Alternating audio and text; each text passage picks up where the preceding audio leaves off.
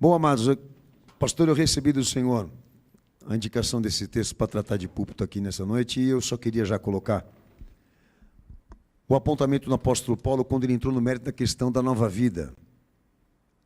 E, obviamente, nova vida proposta por Cristo. E fala-se aqui, o apóstolo Paulo, de um chamado à transformação. E de uma transformação individual e pessoal.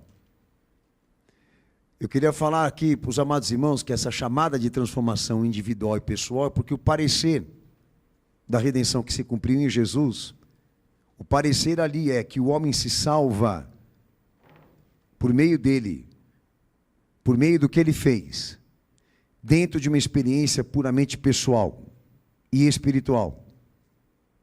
Que quer dizer que cada um ali, no cenário redentivo do Cristo, é responsável por essa posição, e como também isso, pelo desenvolvimento desse processo, daquilo que Jesus, na verdade, quer trabalhar no homem.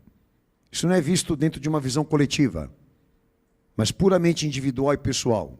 Aquele que crer se endereça ao homem que é inteiramente responsável em assumir a chamada, cumprir a chamada, ou até mesmo isso, assumir responsabilidades com aquilo que o Senhor reivindica ali, como também o que ele implica para salvar alguém. Por que isso é importante? Você sabe que nós vivemos hoje uma distorção generalizada do Evangelho. Já não é mais pastor, é gestor. E a igreja vem passando essa mensagem. Eu digo a igreja no sentido geral, rede, instituição. Eles vêm passando essa visão de que a igreja ela tem um papel na sociedade, de ser uma agente transformadora e agente transformadora social, que o empenho ali do cristão em sociedade é que ele represente cada segmento da sociedade, e ali dentro daquele segmento em que ele vai representar, seja na área social, na área econômica, na área profissional, seja como for, ele vai estar cumprindo isso. A vontade de Cristo para gerar, para criar novo mundo ou nova sociedade. Vocês sabem que estão vendendo essa ideia como evangelho, mas não é evangelho. Tá? Os elementos que estão ali são heréticos, são hereges, são perversos. Isso sai da reforma protestante, maçônica, por sinal, aonde foi estabelecido ali esses princípios de que a nova vida que Jesus pregou pelo seu evangelho fosse interpretada como a melhor vida, ou vida cultural, ou vida social, ou vida econômica, mas dentro de uma visão humanista, política. E as igrejas, desde lá para cá, elas representam essa institucionalidade do ensino, né?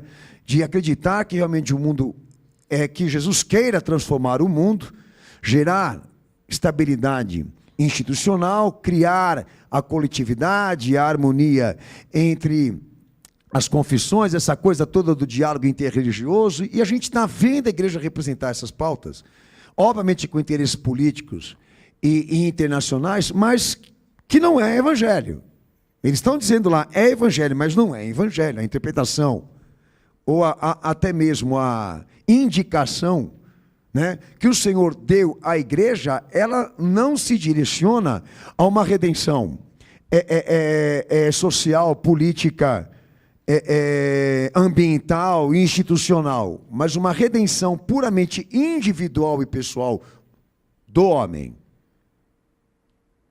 Então a gente precisa chegar ali à essência desse chamado e buscar no Senhor o caráter desse chamado, como também compreender e entender as reivindicações da salvação que Ele representou por nós.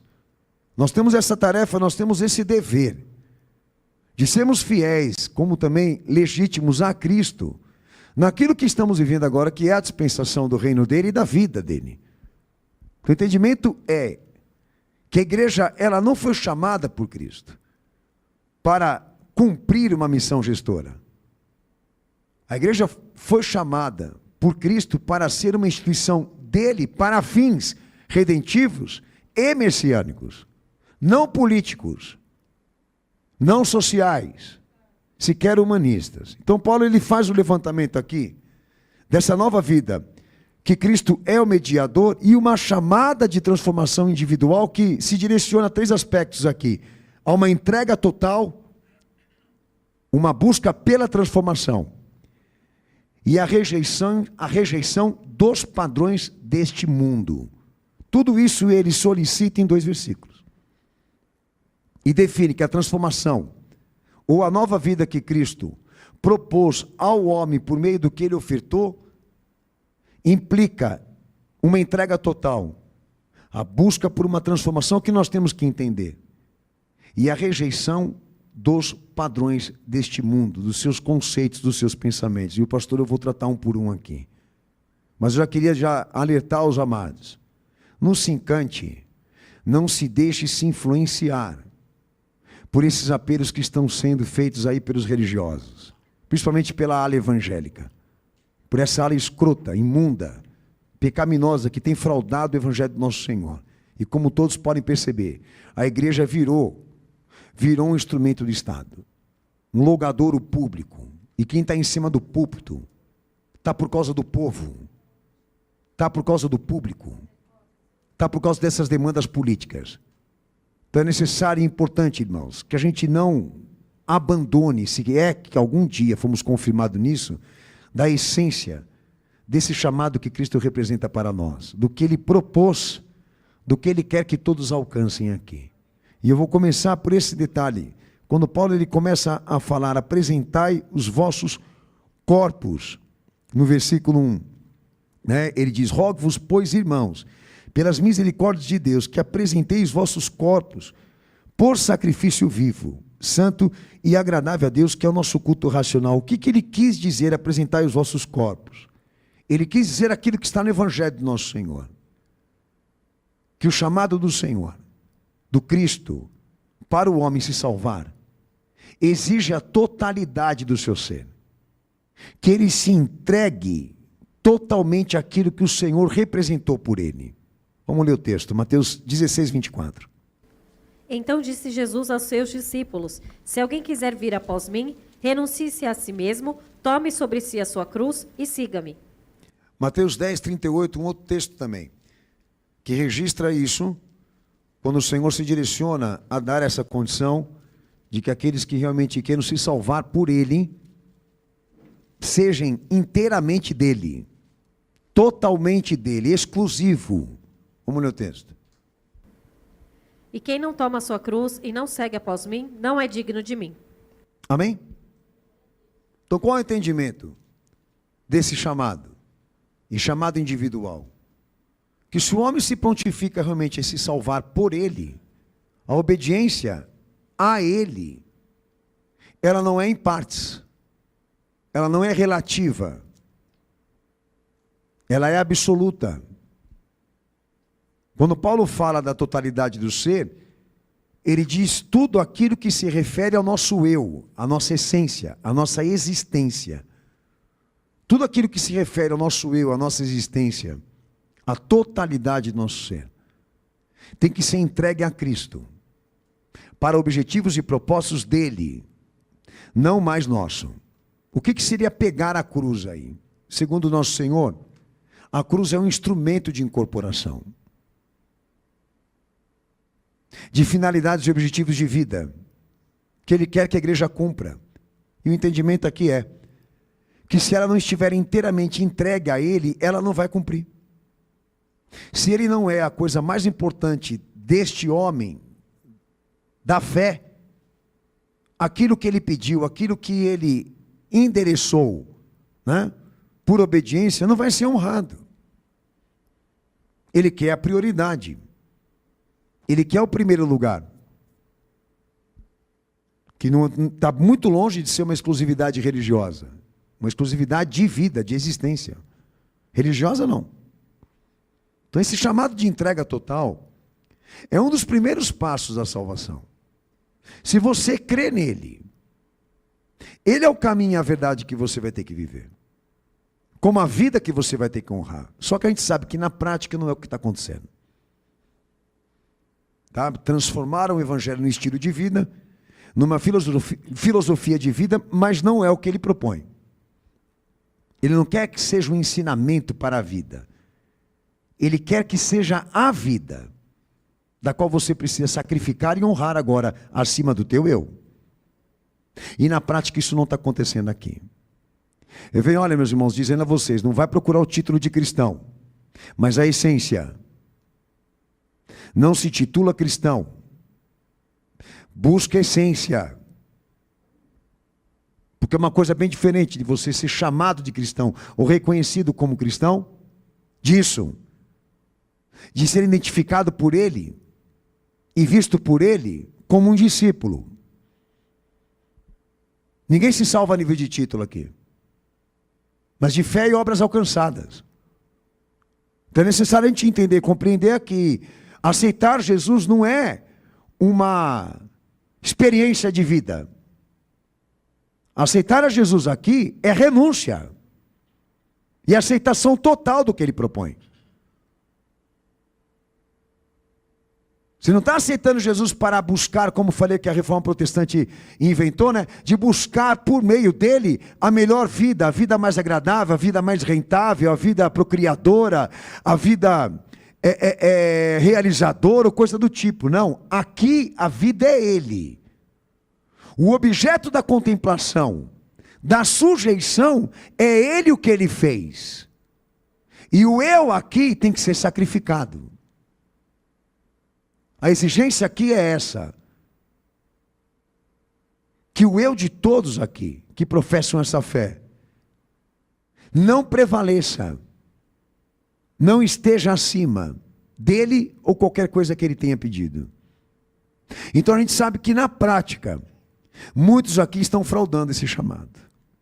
Não há uma totalidade tua com Cristo, há uma parcela, há um percentual, há uma divisão, em alguns que estão aqui, que uma hora são absolutos, outra hora trabalham de maneira relativa, dividida, e ele quer a prioridade. Então Paulo ele entra no mérito exatamente disso, de apresentar tua vida para ser um sacrifício para ele. Ou seja, de existir por ele e viver exclusivamente pelas suas finalidades e pelos seus objetivos. Bom, pastor, se para se salvar em Cristo necessita isso, então muita gente não vai salvar. Pois é, por isso que ele falou. Muitos serão chamados, mas poucos são os escolhidos. Qual é a classe que você quer fazer parte? Agora não adianta fazer cara feia para mim. Achar que eu estou estreitando o caminho para você e dificultando a tua salvação. Não, eu quero entender com você e compreender aqui o chamado. Porque essa é a questão, enquanto muitos estão dedicados a transformar as coisas, ou reformar as coisas, como é o protestantismo, o chamado verdadeiro de Cristo aqui, é certificar que você entregou toda a tua vida a Ele. E tudo aquilo que diz respeito a você, agora é dele. Você consegue certificar isso para mim? Não. Então por que você batizou? Você consegue certificar isso para mim? Não. Então por que você se intitula cristão? Eu não tenho coragem nem de me intitular pastor. Que dera cristão.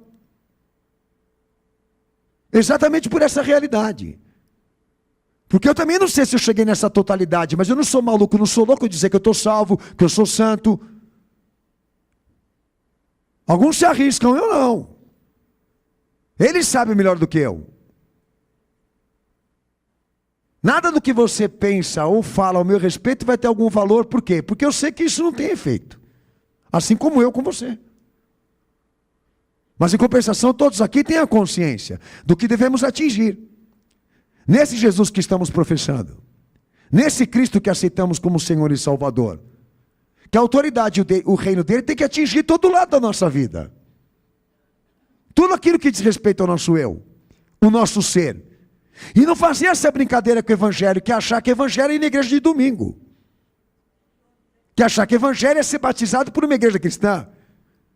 De achar que o evangelho é isso. É ter valores, é ter princípios, como o movimento evangélico interpreta hoje. Assim como o Calvino interpretava. E de forma maçônica. E filosófica. Já o chamado verdadeiro dessa transformação para uma nova vida em Cristo, Primeira implicação que Paulo apresenta aqui é ter a confirmação de que tudo aquilo que gira em torno do nosso eu ou nos representa não seja substituído por Cristo. Desculpa, não seja substituído pelo seu eu, pela sua pessoa, mas por Cristo. Essa é a nossa realidade, tem que ser preenchido por Ele. Precisa ser dele. E essa é a essência que nós precisamos buscar. A essência que nós temos que estar dedicados a ser transformado por isso, completo por isso. Quando o pastor eu falo dele preencher todas as coisas, é dele ser a causa, dele ser o alvo, dele ser o reino, dele ser a autoridade. E infelizmente, muitos que estão me ouvindo transformaram esse conceito num outro valor, de que Jesus ele seja esse tipo de evangelho, né? Que te dá capacidade, que te dá condições para você viver por você mesmo e não por ele. Que eu entendo que é perverso. É uma troca de centralidade. É ele pelo seu eu. E por aquilo que você quer e por aquilo que você deseja. Então há um cuidado com isso. De que o evangelho do Senhor não seja de forma nenhuma fraudado por essas razões humanistas.